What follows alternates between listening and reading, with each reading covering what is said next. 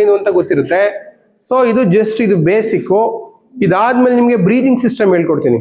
ಇದರಲ್ಲೇ ನೀವು ಬ್ರೀದ್ ಮಾಡ್ತಾ ಹೇಗೆ ನೀವು ನಿಮ್ಮ ಸ್ಟ್ರೆಸ್ ನ ಕಡಿಮೆ ಮಾಡ್ಕೋಬಹುದು, ಇದನ್ನ ನಾವು ಬ್ರೀದಿಂಗ್ ಟೆಕ್ನಿಕ್ಸ್ ಅಂತ ಕರಿತೀವಿ. ನಿಮ್ಮ ಎಂಟೈರ್ ಪ್ರೆಷರ್ ಅನ್ನ ಕಂಪ್ಲೀಟ್ ಆಗಿ ಅದು ಹೊರಗಡೆ ಹಾಕುತ್ತೆ. ಅಂದ್ರೆ ನಿಮ್ಮ ಮೆಂಟಲ್ ಪ್ರೆಷರ್ ಅನ್ನ ಹೊರಗಡೆ ಹಾಕುತ್ತೆ. ನಿಮ್ಗೆ ಮೆಂಟಲ್ ಪ್ರೆಷರ್ ಹೆಂಗ್ ಶುರು ಆಗುತ್ತೆ ಅಂತ ಹೇಳಿದ್ರೆ, ಈ ಕಡೆ ಫ್ಯಾಮಿಲಿ ಪ್ರೆಷರ್ ಶುರು ಆಗುತ್ತೆ, ಸ್ಟ್ರೆಸ್ಸು. ಫ್ಯಾಮಿಲಿ ಕಡೆನೂ ಸಮ್ಟೈಮ್ಸ್ ಸ್ಟ್ರೆಸ್ ಇರುತ್ತೆ. ಸೊ ನಿಮ್ಮ ಮಕ್ಕಳದು ಸ್ಟ್ರೆಸ್ ಬರುತ್ತೆ. ಸೊ ಮತ್ತೆ ಹೋಗ್ತಾ ಹೋಗ್ತಾ ಫ್ಯಾಮಿಲಿನಲ್ಲಿ ಕೆಲವು ಇಶ್ಯೂಸ್ ಇರುತ್ತೆ, ಅದನ್ನ ಸ್ಟ್ರೆಸ್ನ ಕ್ಯಾರಿ ಮಾಡ್ತೀರಾ. ಸೊ ಹಾಸ್ಪಿಟಲ್ ಹೋದ್ರೆ ವರ್ಕ್ ಸ್ಟ್ರೆಸ್ ಬರುತ್ತೆ, ಮನೆಯಲ್ಲಿ ಫ್ಯಾಮಿಲಿ ಸ್ಟ್ರೆಸ್ಸು, ಹಾಸ್ಪಿಟಲ್ಗೆ ಹೋದ್ರೆ ವರ್ಕ್ ಸ್ಟ್ರೆಸ್ ಬರುತ್ತೆ. ಸೊ ಸೊಸೈಟಿನಲ್ಲಿ ಓಡಾಡ್ತಿರ್ತೀರ, ಸಮಾಜದಲ್ಲಿ ಸೋಷಿಯಲ್ ಸ್ಟ್ರೆಸ್ ಬರುತ್ತೆ. ಸೊ ಬಸ್ಸಲ್ಲಿ ಒಂದೊಂದ್ಸರಿ ಓಡಾಡ್ತಿರ್ತೀರ, ಬಸ್ಸಲ್ಲಿ ಯಾರೋ ಸೀಟ್ಗೋಸ್ಕರ ಜಗಳ ಮಾಡ್ಬೋದು. ಸೊ ಬಸ್ಸಲ್ಲಿ ಏನೋ ಯಾರೋ ಒಬ್ಬ ವ್ಯಕ್ತಿ ನಿಮ್ಮ ಕಡೆ ನೋಡ್ಬೋದು ಅಥವಾ ನಿಮ್ಮನ್ನು ಫಾಲೋ ಮಾಡ್ಬೋದು. ಅದು ಗೊತ್ತಿರಲ್ಲ ಯಾವ ಥರ ಸ್ಟ್ರೆಸ್ ಬರುತ್ತೆ ಅಂತ. ಸೊ ಇವೆಲ್ಲ ಸ್ಟ್ರೆಸ್ಸನ್ನು ನೀವು ಕ್ಯಾರಿ ಮಾಡ್ತಾ ಇರ್ತೀರಾ. ಸೊ ಈ ಸ್ಟ್ರೆಸ್ಸಿಂದ ಹೊರಗೆ ಬರೋದು ಹೇಗೆ ಅಂತ ಹೇಳಿದ್ರೆ, ಇದಕ್ಕೆ ನಾವು ಒಂದು 3-4 ತರಹದ ಬ್ರೀದಿಂಗ್ ಎಕ್ಸಸೈಸಸ್ ಇದಾವೆ ಈ ಸ್ಟ್ರೆಸ್ಸಿಂದ ಹೊರಗೆ ಬರಲಿಕ್ಕೆ. ಫಸ್ಟ್ ಒಂದು ಏನು ಮಾಡಬೇಕು ಅಂತ ಹೇಳಿದ್ರೆ, ನೀವು ನಿಮ್ಮ ಕಣ್ಣುಗಳನ್ನ ಮುಚ್ಚಿರ್ತೀರಾ. ಕಣ್ಣುಗಳನ್ನ ಮುಚ್ಚಿದ್ದು ನೀವು ಕಾಮನ್ ಆಗಿ ಯಾವ ಥರನಾದ್ರೂ ಉಸಿರಾಡ್ತೀರಿ, ಅದು ಫಾಸ್ಟ್ ಇರಲಿ ಅಥವಾ ಸ್ಲೋ ಇರಲಿ, ಸ್ಲೋಲಿ ನಿಮ್ಮ ಬ್ರೀದಿಂಗ್ ಅನ್ನು ಅಬ್ಸರ್ವ್ ಮಾಡಬೇಕು.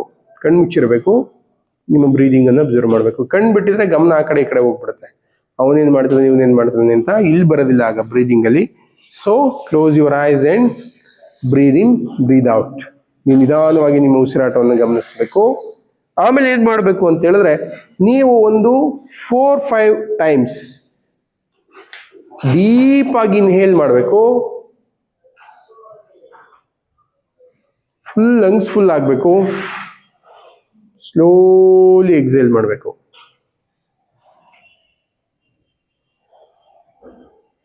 ಇದನ್ನ ಒಂದು 5 times deeply inhale and slowly exhale ಮಾಡಬೇಕು.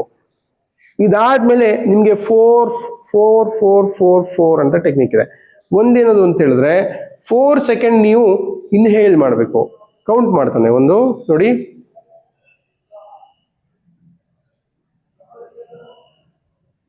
4 ಸೆಕೆಂಡ್ ಕರೆಕ್ಟ್ ಆಗಿ ಹೋಲ್ಡ್ ಮಾಡಬೇಕು.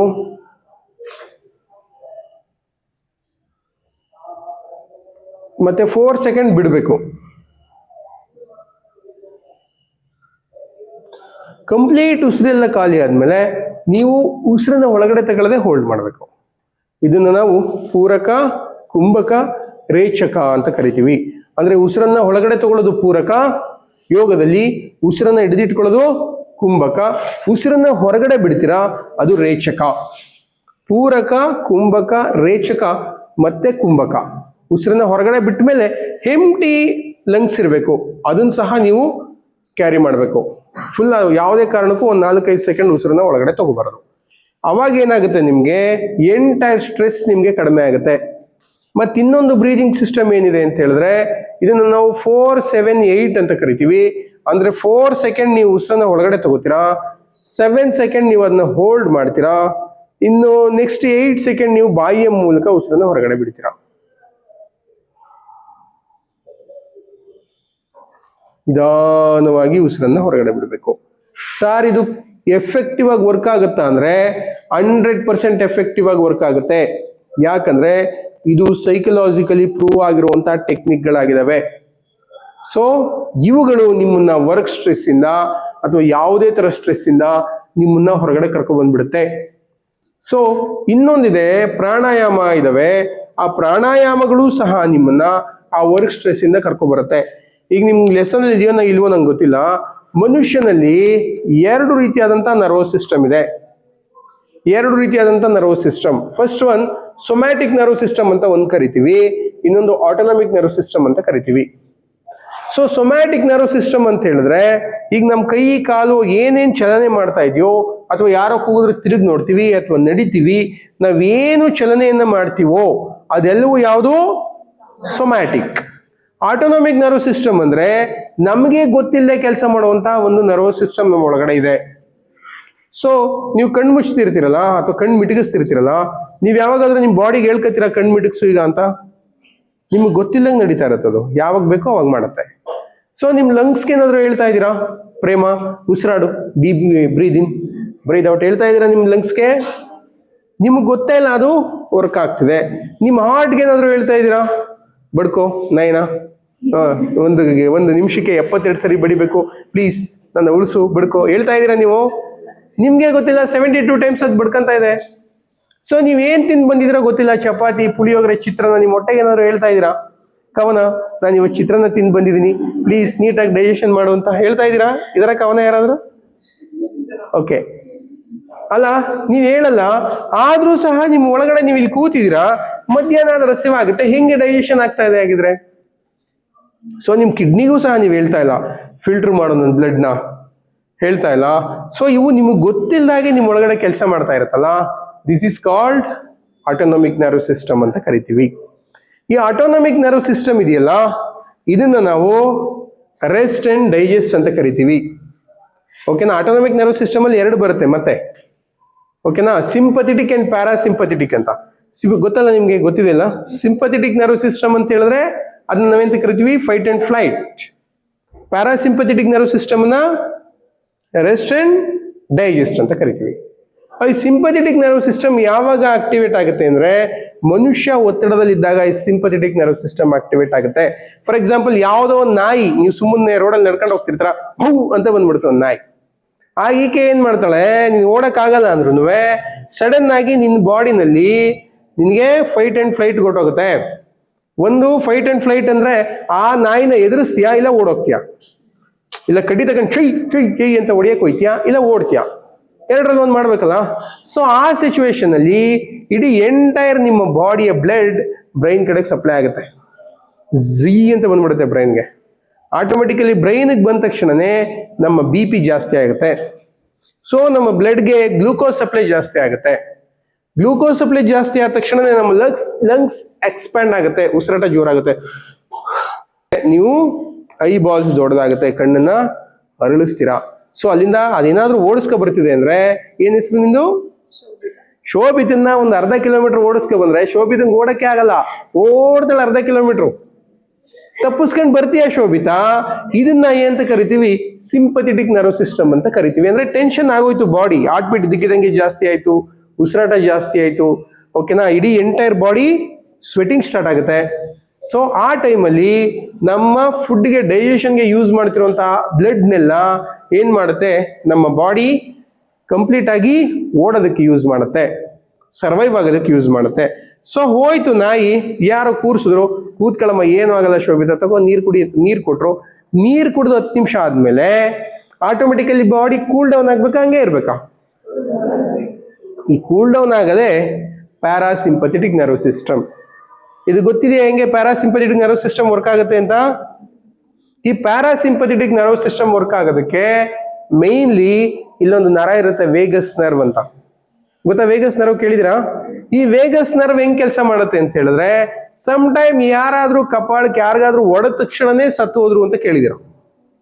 ಹೊಡೆದ ತಕ್ಷಣ ಒಂದೇ ಏಟಂತೆ ಪಾಪ ಹೊಡೆದಿದ್ದ, ಅವನು ಏನ್ ಜೋರಾಗಿ ಹೊಡಿಲಿಲ್ಲ, ಒಂದೇ ಏಟ್ ಹೊಡೆದ ತಕ್ಷಣ ಮನುಷ್ಯ ಸತ್ತು ಹೋದ. ಯಾಕೆ ಒಂದೇ ಏಟ್ ಹೊಡೆದ ತಕ್ಷಣ ಮನುಷ್ಯ ಸತ್ತೋಗ್ತಾನೆ ಅಂದ್ರೆ, ಈ ಕಿವಿಯ ಪಕ್ಕದಲ್ಲಿ ಪ್ಯಾರಾಸಿಂಪಥೆಟಿಕ್ ನರ್ವ್ ಸಿಸ್ಟಮ್ ಇರುತ್ತೆ. ಅಂದ್ರೆ ಇದನ್ನ ನಾವು ವೇಗಸ್ ನರ ಅಥವಾ ವೇಗಸ್ ನರ್ವ್ ಅಂತ ಕರಿತೀವಿ. ಇಲ್ಲಿರುವಂತಹ ವೇಗಸ್ ನರ್ವ್ ಬ್ರೈನ್ಗೆ ಸಿಗ್ನಲ್ ಅನ್ನ ಕಳಿಸುತ್ತೆ. ಇಡೀ ಎಂಟೈರ್ ನಮ್ಮ ಆಟೋನಮಿಕ್ ನರ್ವ್ ಸಿಸ್ಟಮ್ ಏನಿದೆಯೋ, ಆ ಇಡೀ ಎಂಟೈರ್ ನರ್ವ್ ಸಿಸ್ಟಮ್ ಅನ್ನ ಅದು ಆಕ್ಟಿವೇಟ್ ಮಾಡುತ್ತೆ. ನಾವು ಇದನ್ನು ಟೀಚ್ ಮಾಡ್ತಾ ಹೋಗ್ತೀವಿ. SSLC ಮಕ್ಕಳುಗಳಿಗೆ ಸ್ಟ್ರೆಸ್ ಮ್ಯಾನೇಜ್ಮೆಂಟ್ ಕಾನ್ಸೆಪ್ಟ್ ಬಂದಾಗ ಹೇಗೆ ಹೊರಗೆ ಬರೋದು ಅದರಿಂದ ಅಂತ ಹೇಳ್ಕೊಡ್ತಾ ಹೋಗ್ತೀವಿ. ಓಕೆ, ಹಾಗಿದ್ರೆ ವೇಗಸ್ ನರ್ವ್ ಅನ್ನ ಆಕ್ಟಿವ್ ಮಾಡೋದು ಹೇಗೆ? ಏನಾದ್ರು ಇದೆಯಾ ನಿಮ್ ಚಾಪ್ಟರ್ ಅಲ್ಲಿ? ಇದೆಯಾ? ವೇಗಸ್ ನರ್ವ್ ಅನ್ನ ಆಕ್ಟಿವ್ ಮಾಡ್ಬೇಕಾದ್ರೆ ಮೇನ್ಲಿ ನಾವು ಅನುಲೋಮ ವಿಲೋಮ ಪ್ರಾಣಾಯಾಮ ಅಂತ ಬರುತ್ತೆ, ಮತ್ತೆ ಇನ್ನೊಂದು ಭ್ರಮರಿ ಪ್ರಾಣಾಯಾಮ ಅಂತ ಬರುತ್ತೆ. ಈ ವೇಗಸ್ ನರ್ವ್ ಇಲ್ಲಿಂದ ಹೋಗುತ್ತೆ, ಇಲ್ಲಿಂದ ಆಕ್ಟಿವೇಟ್ ಆಗುತ್ತೆ. ಸೊ ಯಾವಾಗ ನಾವು ಅನುಲೋಮ ವಿಲೋಮ ಪ್ರಾಣಾಯಾಮ ಅಥವಾ ಬ್ರೀದಿಂಗ್ ಸಿಸ್ಟಮ್ ನ ಸ್ಲೋ ಬ್ರೀದಿಂಗ್ ಸಿಸ್ಟಮ್ ಅಬ್ಸರ್ವ್ ಮಾಡ್ತೀವಲ್ಲ, ಅವಾಗ ಆಕ್ಟಿವೇಟ್ ಆಗುತ್ತೆ. ಮತ್ತೆ ನಾನು ಮಾಡಿಸ್ತೀನಿ ನಿಮ್ಗೆ ಭ್ರಮರಿ ಪ್ರಾಣಾಯಾಮ. ಈಗ ಇದು ತುಂಬಾ ಎಫೆಕ್ಟಿವ್ ಆಗಿ ಸ್ಟ್ರೆಸ್ ಅನ್ನ ಮ್ಯಾನೇಜ್ ಮಾಡುವಂತಹ ಪ್ರಾಣಾಯಾಮ. ಎವ್ರಿ ಡೇ ಮಾಡ್ಬೇಕಾದ್ರೆ 100% ಎವ್ರಿ ಡೇ ಮಾಡಿದ್ರೆ ನಿಮ್ಗೆ ಎಂತ ಭಯಂಕರವಾದ ತಲೆನೋವು ಇರಲಿ, ಗ್ಲಾಸ್ ಹಾಕೋತಾ ಇರಲಿ, ಅದರಿಂದ ತೆಗೆದಿಟ್ಬಿಡ್ತೀರ ನೀವು. ಸರ್ ಇದು ಎಫೆಕ್ಟಿವ್ ಆಗಿ ವರ್ಕ್ ಆಗಿದೆಯಾ ಅಂದ್ರೆ I M also yoga teacher, yoga teach ಮಾಡ್ತೀನಿ. ನಮ್ಮಲ್ಲಿ ತುಂಬಾ ಹೆಡ್ಏಕು, ಮೈಗ್ರೇನ್ ಇರುವಂತಹ ಹೆಡ್ಏಕ್ಗಳನ್ನೆಲ್ಲ ನಾವು ಈ ಭ್ರಾಮರಿ ಪ್ರಾಣಾಯಾಮದ ಮೂಲಕ ನಾವು ಕಡಿಮೆ ಮಾಡಿದೀವಿ.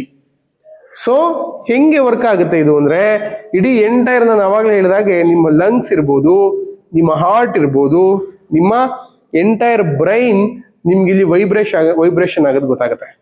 ಇದು ಹೇಳ್ಕೊಡ್ತೀನಿ ನೆಕ್ಸ್ಟ್ ಹೆಂಗೆ ಅಂತ, ನಾನು ಪ್ರಾಕ್ಟಿಕಲ್ ಮಾಡ್ತಾ ಇದನ್ನು ತೋರಿಸ್ಕೊಡ್ತಾ ಹೋಗ್ತೀನಿ. ಓಕೆನಾ? ಹಾಗಿದ್ರೆ ಈ ಒಂದು ನರ್ವ್ ಸಿಸ್ಟಮ್ ಆಕ್ಟಿವೇಟ್ ಮಾಡೋದು ಹೇಗೆ ಅಂತ ಕೆಲವು ಮೆಥಡ್ಗಳೇನು ಅಂದ್ರೆ, ನೀವು ತಣ್ಣೀರು ಸ್ನಾನ ಮಾಡಿದ್ರೆ ಅದು ಆಕ್ಟಿವ್ ಆಗುತ್ತೆ. ಸರ್ ನಂಗೆ ತಣ್ಣೀರು ಸ್ನಾನ ಮಾಡೋಕ್ಕಾಗಲ್ಲ ಸರ್ ಅಂದ್ರೆ ಸ್ವಲ್ಪ ಉಗುರು ಬೆಚ್ಚಿನ ನೀರಿನ ಸ್ನಾನ ಮಾಡಬೇಕು. ಓಕೆ ಸರ್, ನಾನು ಉಗುರು ಬೆಚ್ಚಿನ ನೀರಿನ ಸ್ನಾನನೂ ಮಾಡೋಕ್ಕಾಗಲ್ಲ ಸರ್ ನಾನು ಅಂದ್ರೆ, ಅಟ್ಲೀಸ್ಟ್ ನೀವು ತಣ್ಣೀರನ್ನ ಮುಖಕ್ಕೆ ಹಾಕೋಬೇಕು. ಕಣ್ಣು ಬಿಟ್ಟು ಕಣ್ಣನ್ನ ಮುಚ್ತಾ ಮುಚ್ತಾ ಮುಚ್ತಾ ಮುಚ್ತಾ ಹಿಂಗೆ ಕಣ್ಣಿಗೆ ನೀರು ಹಾಕೋಬೇಕು. ಈಗ ಮಾಡಿದ್ರೆ ನಿಮ್ಗೆ ಎಂಥದ್ದೇ ಟೆನ್ಷನ್ ತಲೆನೋವಿದ್ರು ಇಮಿಡಿಯೇಟ್ ಆಗಿ ಕ್ಯೂರ್ ಆಗುತ್ತೆ. ಯಾವುದೇ ಕಾರಣಕ್ಕೂ ಯಾರ ಜೊತೆನೂ ಮಾತಾಡಬೇಡಿ. ಏನ್ ಮಾಡ್ಬೇಕು ಬಸ್ಸಲ್ಲಿ ಕೂತು ಅಂತ ಹೇಳಿದ್ರೆ, ನಿಮ್ಗೆ ಯಾವ್ದಾದ್ರು ಫೇವ್ರೇಟ್ ಸಾಂಗ್ ಇದ್ರೆ ಅದನ್ನ ಕೇಳ್ತಾ ಸುಮ್ಮನೆ ಕೂತ್ಬಿಡಿ, ಎಂಜಾಯ್ ಮಾಡ್ತಾ ಹೋಗಿ. ಅದನ್ನ ಎಂಜಾಯ್ ಮಾಡ್ತಾ ಜೊತೆಗೆ ಅದನ್ನ ನೀವು ಹಮ್ಮಿಂಗ್ ಮಾಡೋದಕ್ಕೆ ಶುರು ಮಾಡಿ. ಸೊ ಯಾವುದೋ ಒಂದು ಸಾಂಗು, ಮುಂಗಾರು ಮಳೆ ಬರ್ತಾ ಇದೆ, ನೀವು ಬಾಯಲ್ಲಿ ಜೋರಾಗಿ ಹೇಳಂಗಿಲ್ಲ ಬಸ್ಸಲ್ಲಿ, ಏನಪ್ಪ ಏನ್ ಹಿಂಗೆ ಹೇಳ್ತಿದಾರೆ ಅನ್ಕೊಂಡ್ಬಿಡ್ತಾರೆ. ಸೊ ಬಸ್ಸಲ್ಲಿ ಬಾಯಿ ಸುಮ್ಮನೆ ನಿಮ್ಮ ಮನ್ಸಲ್ಲಿ ಗುನುಗ್ತಾ ಇರ್ಬೇಕು ಅದ್ರ ಜೊತೆಗೆ. ಸೊ ಹೇಳ್ಕಂತ ನೀವು ಹೋದ್ರೆ, ಸೊ ನೀವು ಯಾವ ಸಾಂಗ್ ಜೊತೆಗೆ ಹಮ್ಮಿಂಗ್ ಮಾಡ್ತಿರೋ ಅಂದ್ರೆ ಫೇವ್ರೇಟ್ ಸಾಂಗ್ ಜೊತೆಗೆ, ಆಗ್ಲೂ ಸಹ ನೀವು ಕಂಪ್ಲೀಟ್ ಆಗಿ ನಿಮ್ ವೇಗಸ್ ನರ್ವ್ ಆಕ್ಟಿವ್ ಆಗುತ್ತೆ. ಸೊ ಮತ್ತೆ ತುಂಬಾ ಆತ್ಮೀಯರು, ಈಗ ಕೆಲವು ಪ್ರಾಣಿಗಳು, ಕೆಲವು ಮಕ್ಕಳ ಜೊತೆ ನೀವು ಆಟ ಆಡ್ತಿರ್ತೀರಲ್ಲ, ಸೊ ಅವಾಗ್ಲೂ ನಿಮ್ ವೇಗಸ್ ನರ್ವ್ ಆಕ್ಟಿವ್ ಆಗುತ್ತೆ. ಮತ್ತಿನ್ನೊಂದು ಟೆಕ್ನಿಕ್ ಏನದು ಅಂತ ಹೇಳಿದ್ರೆ, ನಿಮ್ಮ ನೆಗೆಟಿವಿಟಿಯಿಂದ ಬಹಳ ಬೇಗ ನಿಮ್ಗೆ ರಿಲೀಫ್ ಆಗ್ಬೇಕು. ಯಾಕಂದ್ರೆ ನೀವು ಹಾಸ್ಪಿಟ್ಲಲ್ಲಿ ಎಲ್ಲ ಬರೀ ರೋಗಿಗಳನ್ನೇ ನೋಡ್ತಾ ಇರ್ತೀರಾ, ಎಲ್ಲ ಬರೀ ಪೇಷಂಟ್ಗಳನ್ನೇ ನೋಡ್ತಾ ಇರ್ತೀರಾ. ಯಾಕಂದ್ರೆ ತುಂಬಾ ಆರೋಗ್ಯವಾಗಿರೋರು ಯಾರೋ ಹಾಸ್ಪಿಟ್ಲಿಗೆ ಬರಲ್ಲ ಅಲ್ವಾ, ಏನಾದ್ರೂ ಪ್ರಾಬ್ಲಮ್ ಇರೋರೇ ಬಂದಿರ್ತಾರೆ. ಸೊ ಆ ಒಂದು ಎನರ್ಜಿ ನಿಮ್ಗೆ ಕ್ಯಾರಿ ಆಗ್ಬಿಡುತ್ತೆ, ನಿಮ್ಗೆ ಗೊತ್ತೋ ಗೊತ್ತಿಲ್ಲ ನೆಗೆಟಿವಿಟಿ ಕ್ಯಾರಿ ಆಗ್ತಾ ಇರುತ್ತೆ ನಿಮ್ ಬಾಡಿಗೆ. ಸೊ ನೆಗೆಟಿವಿಟಿನ ಹೊರಗೆ ಹಾಕ್ಬೇಕು ಅಂದ್ರೆ ಏನ್ ಮಾಡ್ಬೇಕು ಅಂತ ಹೇಳಿದ್ರೆ, ಬೆಸ್ಟ್ ನೇಚರ್ ಮೆಡಿಸಿನ್ ಇದೆ. ನೀವೇನ್ ಮಾಡ್ಬೇಕು ಅಂತ ಹೇಳಿದ್ರೆ, ಯಾವುದಾದ್ರೂ ಒಂದು ಮರದ ಹತ್ರ ಹೋಗ್ಬೇಕು, ನಿಮ್ಮ ಕಾಲನ್ನ ಅಂದ್ರೆ ಬೇರ್ ಫುಟ್ ಅಂದ್ರೆ ಬರಿಗಾಲಲ್ಲಿ ಆ ಮರದ ಪಕ್ಕ ನಿಂತ್ಕೋಬೇಕು, ಅದಕ್ಕೆ ಅಂಟ್ಕೊಂಡಾಗ ನಿಂತ್ಕೋಬೇಕು, ಆ ಮರವನ್ನ ಸ್ಪರ್ಶ ಮಾಡಬೇಕು. ಯಾವ್ದಾದ್ರೂ ಮರ ಆಗಿರ್ಲಿ, ನೋಡ್ಕೊಳ್ಳಿ, ಆಮೇಲೆ ಇರುವೆ ಇರ್ತವೆ ಹೇಳಿದ್ದಾರೆ ಸರ್ ಅಂದ್ಬಿಟ್ಟು ಇರುವೆ ಇದ್ರು ಸಹ ಹಿಂಗೆ ಹಪ್ಕೊಳಕ್ ಹೋಗ್ಬಿಟ್ರೆ ಕಚ್ಚಿಬಿಡ್ತಾವ. ಆಮೇಲೆ ನೋಡ್ಕೊಳ್ಳಿ ಅದ್ರಲ್ಲಿ ಇರುವೆ ಇದ್ದಾವ ಇಲ್ವಾ ಅಂತ ನೋಡ್ಕೊಳ್ಳಿ. ಸೊ ಆ ಇರುವೆಗಿಂತ ಇನ್ನೊಂದು ಕಪ್ ಇರುವೆ ಬರ್ತಲ್ಲ ದೊಡ್ಡದು, ಅದು ಕಚ್ಚಿದ್ರಂತ ಅದನ್ನ ಕಿತ್ರೆ ತಲೆ ಬರ್ತದೆ, ಅದು ಬರಲ್ಲ. ಸೊ ನೋಡ್ಕೊಂಡ್ ಮಾಡ್ಬೇಕು. ಸೊ ನೀವು ಹೋಗ್ತೀರಾ ಮರದ ಹತ್ರ ನಿಂತ್ಕೋತೀರಾ, ಮರದ ಹತ್ರ ನಿಂತ್ಕೊಂಡು ಒಂದ್ಸರಿ ಆ ಮರನ ಅಪ್ಕೊಳ್ಳಿ, ಆ ಮರದ ಜೊತೆಗೆ ನೀವು ಮಾತಾಡಿ. ಸೊ ಇದು ಹೆಂಗೆ ನಿಮ್ಮಲ್ಲಿರುವಂತ ನೆಗೆಟಿವಿಟಿನ ತನ್ನ ಕಡೆಗೆ ತಗೋಬಿಡುತ್ತೆ, ಈ ಕಡೆ ಕಂಪ್ಲೀಟ್ ಆಗಿ ನಿಮ್ಮ ನೆಗೆಟಿವಿಟಿನ ಅದು ಅಬ್ಸರ್ವ್ ಮಾಡ್ಲಿಕ್ಕೆ ಶುರುವಾಗುತ್ತೆ. ಸೊ ನೀವು ಮರವನ್ನ ಸ್ಪರ್ಶ ಮಾಡ್ತಾ ಅದ್ರ ಜೊತೆಗೆ ನೀವು ಮಾತಾಡ್ಬೋದು. ಸೊ ನಿಮ್ದು ಯಾವುದೇ ಫೀಲಿಂಗ್ಸ್ ಇದ್ರು ನೀವು ಅದ್ರ ಜೊತೆಗೆ ಹೇಳ್ಕೊಂಡ್ರೆ ಆಟೋಮೆಟಿಕಲಿ ನಿಮ್ಮ ಸ್ಟ್ರೆಸ್ ಕಡಿಮೆ ಆಗುತ್ತೆ. ಸೊ ಸರ್ ನನ್ಗೆ ಯಾವುದೂ ಮರ ಸಿಗ್ಲಿಲ್ಲ ಸರ್, ಆದ್ರೂ ನನಗೆ ಸ್ಟ್ರೆಸ್ ಕಡಿಮೆ ಆಗ್ಬೇಕು, ಏನ್ ಮಾಡ್ಬೇಕು ಸರ್ ಅಂತ ಹೇಳಿದ್ರೆ, ಅದಕ್ಕೆ ಇನ್ನೊಂದು ಟೆಕ್ನಿಕ್ ಇದೆ. ನೀವೇನ್ ಮಾಡ್ಬೇಕು ಅಂತ ಹೇಳಿದ್ರೆ, ನಿಮ್ಮ ಏನ್ ಸ್ಲಿಪ್ಪರ್ ಹಾಕಿದಿರಾ ಆ ಸ್ಲಿಪ್ಪರ್ ಅಥವಾ ಸಾಕ್ಸ್ ಅನ್ನ ತೆಗೆದು ಬಿಚ್ಚಿಡ್ಬಿಡ್ಬೇಕು. ಒಂದು ಚೇರ್ ಮೇಲೆ ಕಂಫರ್ಟಬಲ್ ಆಗಿ ಕೂತ್ಕೊಳ್ಳಿ, ಬೆನ್ನನ್ನ ಹೊರ್ಕೋಬಾರ್ದು, ಕಂಫರ್ಟಬಲ್ ಆಗಿ ಕೂತ್ಕೋಬೇಕು. ನಿಮ್ಮ ಎರಡೂ ಪಾದಗಳು ಭೂಮಿಯನ್ನ ಸ್ಪರ್ಶ ಮಾಡಬೇಕು. ಯಾವುದೇ ಪ್ಲಾಸ್ಟಿಕ್ ಮ್ಯಾಟ್ ಇದ್ರೆ ತೆಗೆದುಬಿಡಿ. ಸೊ ಬರೀ ನೆಲವನ್ನ ಅಂದ್ರೆ ಭೂಮಿಯನ್ನ ಸ್ಪರ್ಶ ಮಾಡಬೇಕು. ಓಕೆ, ಸ್ಪರ್ಶ ಮಾಡ್ತಾ ಕಾಲುಗಳನ್ನ ಕಂಪ್ಲೀಟ್ ಎರಡೂ ಕಾಲುಗಳನ್ನ ನೆಲಕ್ಕೆ ಬಿಡ್ತೀರಾ. ಕಣ್ಣು ಮುಚ್ಚಿ ಫೀಲ್ ಮಾಡಬೇಕು ಏನದು ಅಂತ ಹೇಳಿದ್ರೆ, ಎರಡೂ ಕಾಲುಗಳು ಸಂಪೂರ್ಣವಾಗಿ ಎರಡೂ ಕಾಲುಗಳಿಗೆ ರೂಟ್ಸ್ ಕ್ರಿಯೇಟ್ ಆಗ್ತಾ ಇದೆ ಅಂತ, ಅಂದ್ರೆ ಬೇರುಗಳು ಕ್ರಿಯೇಟ್ ಆಗ್ತಾ ಇದೆ ನನ್ನ ಕಾಲುಗಳಿಗೆ. ಕ್ರಿಯೇಟ್ ಆಗ್ತಾ ಏನಾಗ್ತಾ ಇದೆ, ಇಡೀ ಎಂಟೈರ್ ಅರ್ತ್ ನ ಆವರಿಸ್ತಾ ಇದೆ, ಇಡೀ ಭೂಮಿಯನ್ನ ಆವರಿಸ್ತಾ ಇದೆ ಅಂತ ಯೋಚನೆ ಮಾಡಬೇಕು. ಯಾವಾಗ ಹಂಗೆ ಯೋಚನೆ ಮಾಡ್ತೀರಾ, ಪಾಸಿಟಿವ್ ವೇವ್ಸ್ ಇರುತ್ತೆ, ವೇವ್ಸ್ ಭೂಮಿನಲ್ಲಿ, ಅದು ನಾವು ಅದನ್ನ ಅಬ್ಸರ್ವ್ ಮಾಡ್ಕೋತೀವಿ. ಸೊ ನೆಕ್ಸ್ಟ್ ಏನ್ ಮಾಡ್ಬೇಕು ಅಂತ ಹೇಳಿದ್ರೆ, ಕಣ್ಣು ಮುಚ್ಕೊಂಡು ಕೂತ್ಕೋತೀರಾ, ನಿಮ್ಮ ಹಾರ್ಟ್ ಅಲ್ಲಿ ಸಮುದ್ರದಷ್ಟು ವಿಶಾಲವಾಗಿದೆ ನಿಮ್ಮ ಹಾರ್ಟ್ ಅಂತ ಅನ್ಕೋಬೇಕು. ಅದರಲ್ಲಿ ಅಲೆಗಳು ಬರ್ತಿದೆ, ನೀರು ಬರ್ತಿದೆ, ನೀರಿನ ಅಲೆಗಳನ್ನ ಇಮ್ಯಾಜಿನ್ ಮಾಡ್ಕೋಬೇಕು ನಿಮ್ಮ ಹಾರ್ಟ್ ಅಲ್ಲಿ. ಸೊ ನೆಕ್ಸ್ಟ್ ಬಂದು ನಿಮ್ಮ ಬ್ರೈನ್ ಅಲ್ಲಿ ನೀವು ಎಂಟೈರ್ ಆಕಾಶ, ಅದಕ್ಕೆಂದ್ರೆ ಎಂಡಿದೆಯಾ, ಇಡೀ ಎಂಟೈರ್ ಆಕಾಶದಷ್ಟು ವಿಶಾಲವಾದ ಮನಸ್ಥಿತಿ ಇದೆ ನನಗೆ ಅಂತ ಫೀಲ್ ಮಾಡಬೇಕು. ಜಸ್ಟ್ ಅದನ್ನ ಎಂಜಾಯ್ ಮಾಡಬೇಕು. ಯಾವಾಗ ನೀವು ಬ್ರಾಡ್ ಆಗಿ ಇಷ್ಟು ವಿಶಾಲವಾಗಿದೆ ಅಂತ ಯೋಚನೆ ಮಾಡ್ತಿರೋ, ಯೂನಿವರ್ಸ್ ಎನರ್ಜಿ ನಿಮ್ಗೆ ಗೊತ್ತಿಲ್ಲದಾಗೆ ನಿಮ್ ಕಡೆಗೆ ಬರ್ತಾ ಹೋಗುತ್ತೆ. ಸೊ ಫಸ್ಟ್ ಒನ್ ಏನ್ ಮಾಡ್ಬೇಕು, ಕಾಲುಗಳನ್ನ ನೆಲಕ್ಕಿಟ್ಕೋಬೇಕು. ಭೂಮಿಯನ್ನೆಲ್ಲ ಸಂಪೂರ್ಣವಾಗಿ ನನ್ನ ಕಾಲುಗಳು ಬೇರುಗಳಾಗಿ ಆವರಿಸ್ತಿದೆ ಅಂತ ಫೀಲ್ ಮಾಡಬೇಕು. ಸೆಕೆಂಡ್ ಒನ್, ನಿಮ್ಮ ಹೃದಯವನ್ನ ಗಮನಿಸ್ಬೇಕು. ಸಮುದ್ರದಷ್ಟು ವಿಶಾಲವಾಗಿದೆ ನನ್ನ ಹೃದಯ ಅಂತ ಇಮ್ಯಾಜಿನ್ ಮಾಡಬೇಕು. Next one, brain. ನೀವು ಇಡೀ ಬ್ರೈನ್ ಅನ್ನ ಓಪನ್ ಮಾಡ್ತಾ ಇಡೀ ಕಂಪ್ಲೀಟ್ ಬ್ರೈನ್ ಆಕಾಶ ಏನ್ ಮಾಡ್ತಾ ಇದೆ, ಹೋಗ್ತಾ ಇದೆ, ವಿಶಾಲವಾಗ್ತಾ ಇದೆ ಬ್ರೈನ್ ಅಂತ ಅನ್ಕೋಬೇಕು. ಓಕೆ, ಇಲ್ಲಿ ಬೇರೆ ಇನ್ನೊಂದು ಹಾಲಿದೆಯಾ ಮೇಡಮ್? ಇನ್ನೊಂದು ಹಾಲಿದೆಯಾ? ಫುಲ್ಲು ಚೇರ್ಗಿರ್ ಏನಿಲ್ಲ? ಹೌದಾ? ಓಕೆ, ಅಲ್ಲಿಗೆ ಹೋಗೋಣ, ಒಂದು ಆಕ್ಟಿವಿಟಿ ಮಾಡಿಸ್ತೀನಿ ಬನ್ನಿ.